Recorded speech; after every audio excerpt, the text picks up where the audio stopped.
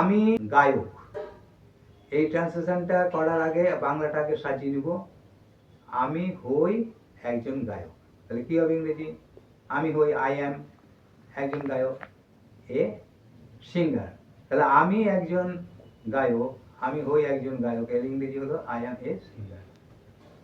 আমি গায়ক নই, মানে আমি হই না একজন গায়ক। I am not a singer. আমি কি একজন গায়ক? এটাকে প্রশ্ন করছি। তো আগের নিয়মেই হবে, যেমন আমি একজন গায়ক, তার ট্রান্সলেশন করলাম আই অ্যাম আ সিঙ্গার। এখানে অ্যাম আছে, অ্যামটাকে আগে দিয়ে দিত, তাহলে কি হবে? Am I a singer. এটাই হলো আমি কি একজন গায়ক, অ্যাম আই আ সিঙ্গার। আমি কি একজন গায়ক নই, am I not a singer. এরকম ভাবে করব। তুমি শিল্পী, মানে তুমি হও একজন শিল্পী, ইউ আর অ্যান আর্টিস্ট।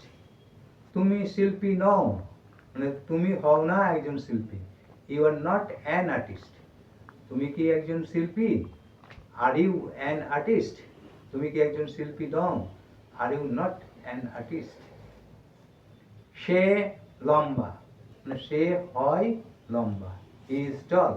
সে লম্বা নয়, হি ইজ নট টল। সে কি লম্বা, ইজ হি টল?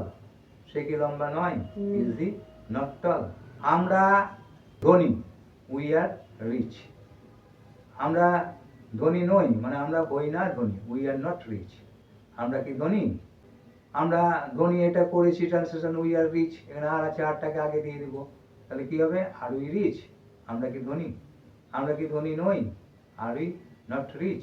তোমরা খেলোয়াড়, ইউ আর প্লেয়ার্স।